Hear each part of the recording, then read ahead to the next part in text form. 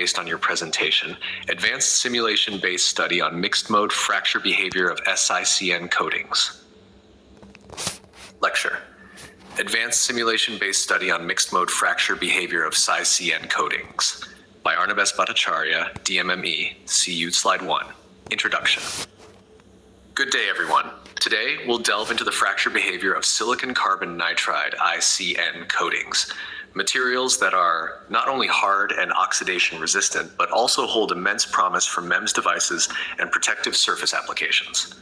However, despite their favorable properties, the fracture behavior, especially under mixed mode loading conditions, is not well understood. Our goal is to fill this knowledge gap by simulating crack propagation using finite element modeling, FEM, under Vickers indentation, and comparing these simulations with experimental data. Slide 2, Simulation Methodology. We employed Abacus 2022 for our simulations, utilizing 2D axisymmetric FEM models to replicate the indentation process. Material behavior was defined as follows. The SICN coating followed a Drucker-Prager plasticity model suitable for pressure-sensitive yielding. The substrate was modeled as linear elastic. Boundary conditions included a symmetric constraint on the axis and a fully fixed base for the substrate. This framework allowed us to accurately track the complex stress fields developing during indentation. Slide 3, FEM simulation results. Let's explore the results. The mesh was highly refined around the indenter tip, which was crucial to resolving steep stress gradients.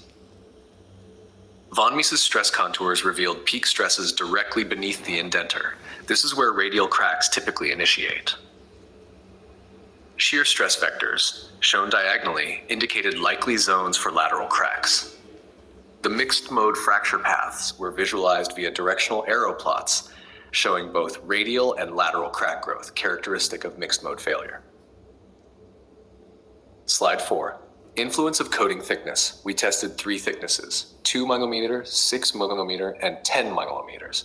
At 2 micrometer, early interfacial cracking occurred, reflecting a brittle response.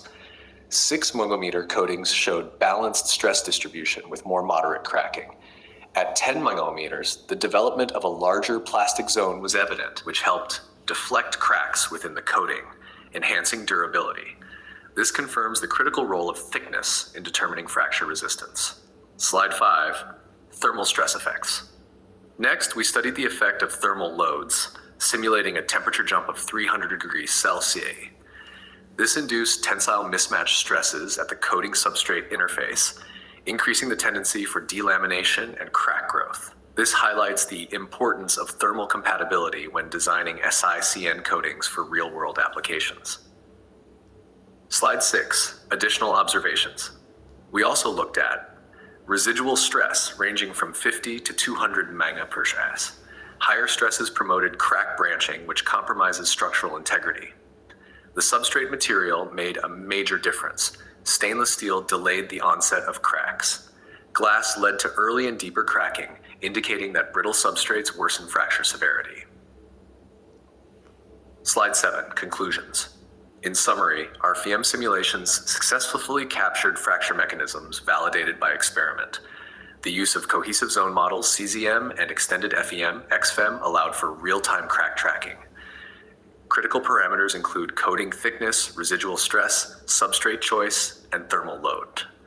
These insights are vital for designing robust SICN coatings, especially for demanding applications involving thermal and mechanical stress. Let me know if you'd like a narrated